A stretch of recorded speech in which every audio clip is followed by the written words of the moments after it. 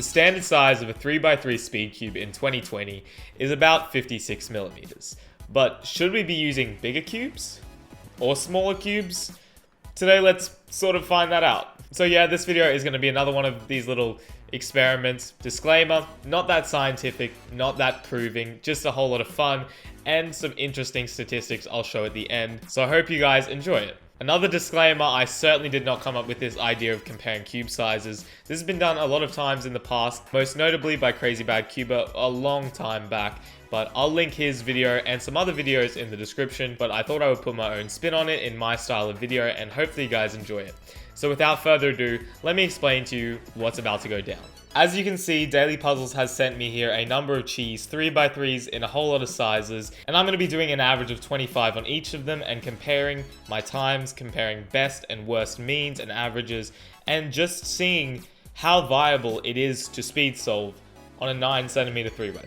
These, of course, are only 5 different sizes. I could have gone into 54mm, 55mm, 57mm, a whole lot of more viable speed cubes, but I wanted to do these just to give you an idea of your regular 56mm cube, a slightly larger but presumably still viable 6cm cube, a 6.8 or approximately 7cm cube, this quite large 9cm 3x3, and of course, this little guy, the Keychain cube, which measures in at about 3.5 centimeters. It's really about the size of one cubie of this thing. It also would have been interesting to get maybe an even bigger 3x3 like the 18 centimeter or the new 30 centimeter, but I decided I would just stick with these. They're all Chi cubes. Most of them feel quite similar, they're non-magnetic, and even this big guy turns pretty well. So finally, without further ado, let's get into the solves. So for 5.6 centimeters, the cube I solved on was the Chi Warrior W. And yeah, it was not too bad. I got a pretty shocking average, 10.17, but I have to take into account that this is a cheap, non-magnetic cube, so it's obviously going to take a second off no matter what happens, but it also was a little bit worse. I felt like I was locking up a bit.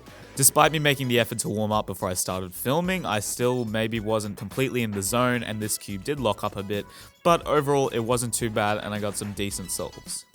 For 6 centimeters, I used Chi's 6cm cube, and yeah, it surprised me. It was actually quite nice, extremely stable, which helped me get the best average I did in this whole experiment on a 6cm cube. The size actually felt quite natural, and I liked the way it fit in my hands, and I got some decent solves. You know, only 1 second behind my average on a cheap non-magnetic cube, so that's not too bad. For 6.8 centimeters, I used Chi's Big Sale, which is a fair few years old now, so its hardware maybe wasn't quite as good. It felt a lot lighter and a lot cheaper than the others, but still I was able to get a pretty decent average, 11.42, on a cube that is significantly bigger than the other two, so I was pretty happy with that. For 9 centimeters, I used Chi's new Chi Plus 9cm cube, and it turns really, really well. I can't stress this enough, but it is so smooth. It has just a little bit of lube in it, but the heaviness of its turning, because it's so big, is actually so satisfying. And I've been getting some really good solves on this and just solving on it for fun before I even started this video. I was really happy with 13.88 as an average of 25. Being sub 14 with a cube this big is pretty nuts, I think, so I was happy with that. And I actually got my first ever sub 10 on camera, so that's cool. And finally, for the mini cube, I used Chi's mini keychain pillowed cube, which is about 3.5 centimeters. And yeah, it was horrible. It was really bad, so hard to solve on. My best solve was like 20 seconds, so I decided to just stop at 12 solves and, you know, pretty much exclude this from the rest of the experiment.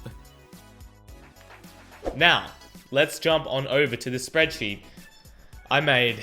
Once again, I'm not good at making spreadsheets, so I apologize, but let's jump into it.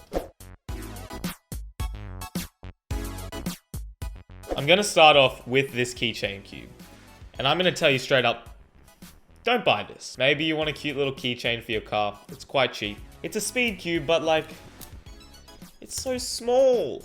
Obviously, that is the point of this experiment, to try different sizes, and I can say without a doubt, this thing is not meant for speed cubing. Like I said before, I couldn't bring myself to finish the 25 solves. But as you can see, none of the solves were sub 20 or even close to the other ones, so yeah.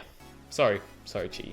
Now into some more interesting statistics, we can see that this 5.6 centimeter cube, which is your standard size, I didn't have a good time with it. I don't know if it was because my first cube I wasn't as warmed up, although I did warm up a bit before. It was a bit locky. I will admit, despite them having pretty much the exact same corner cutting, this one felt more stable to me, but Anyway, with the 5.6 centimeter cube, the only best statistic it got was single, 7.09, which is more or less up to luck considering the other one got 2 sevens instead of 1. And the rest were pretty bad.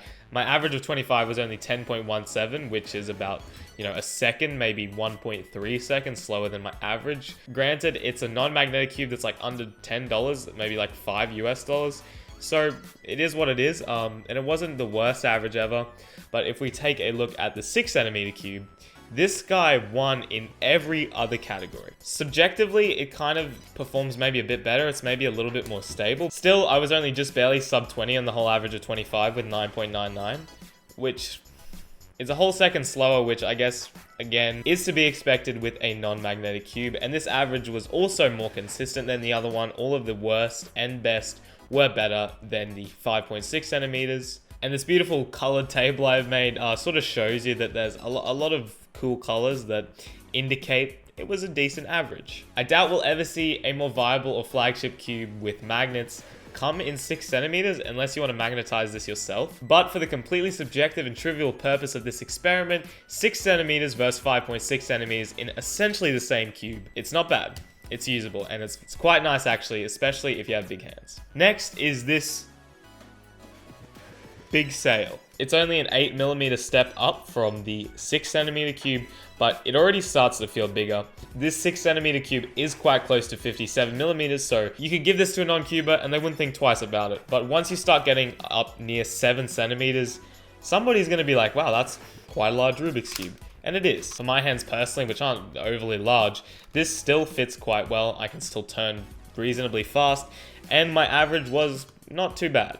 It was nearly a second and a half slower than the 6 centimeter cube, which is surprising. I thought it might be a bit closer. And in this time distribution chart, which is comparing it against cubes that are smaller and bigger, which shouldn't be compared, I'll talk about that later, it doesn't do too bad. You can see below that it's a bit of an inconsistent average, which probably explains why it was maybe a bit worse than expected. But low 11, mid 11, that's still a good time to impress your non-cuber friends. It's nothing to be laughed at.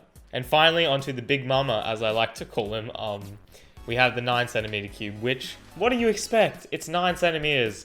Yeah, it failed in every category, but it's also nearly twice the size. So if we start looking at the time distribution and the individual solve charts, yeah, that's a lot of red. That's a lot of warm colors. That's not good. I don't want to fire any shots, but I solved it in 13.88 seconds on average over 25 solves. That's probably faster than Tingman's done on a normal cube, and this bad boy is 9 centimeters. About the size of his brain. I mean, about the size of his brain. There's not much more to say about that, It looks really bad. 5.6, 5.6, 6 look alright. 6.8 looks bad. 3.5 looks bad. 9 centimeters look bad. But what if I told you that we are going to find, for no reason, with no scientific forethought, with no common sense or logical thinking, I'm going to calculate which one of these cubes will give you the best cha-ching for your centimeter. Now remember, the larger the number of seconds per centimeter, the worse. Because cubing's like golf. It's on TV, but no one actually watches it. Because cubing's like golf. You want to get a lower second score. You want to get a faster time. Now, 10.1 seconds on a 5.6 centimeter cube. Every centimeter of that cube is going to give you about 1.8 seconds. Is that good? I really don't know. I'm not sure why I'm doing this segment at all. But let's keep rolling. 9.99 seconds in 6 centimeters. Hey Siri, what's 9.99 divided by 6? Off the top of my head, that's going to give you about a 1.665 seconds per centimeter. Not surprisingly, that's better.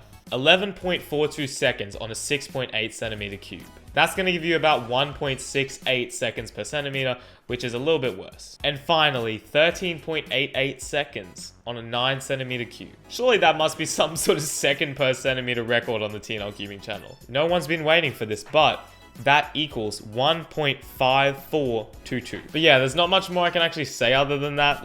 This wasn't very scientific despite me increasing my sample size. But I think the most important thing we can gather from all this information is I'm really damn good at solving this big 9 centimeter cube.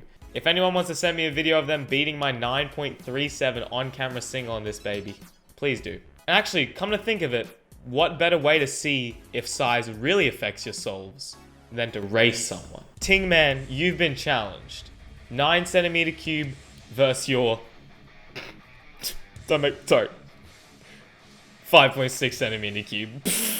Good luck, my friend. You better start training those little baby hands for your little 5.6 centimeter cube. Look at this Chad. Anyways, thank you guys so much for watching this video. If you'd like to see me do more of these little experiments, I really enjoy them. I think you guys enjoyed the last one. So please let me know in the comments what you'd like to see next. It's coming up on school holidays now, so I'm going to have some more videos out soon. I've been very busy at the moment. Sorry about that. I hope this video was worth the wait. And I have like maybe 2 or 3 videos in the making, on the way. Be patient, but they'll be out soon. And I'll see you guys all in my next video. Thanks for watching.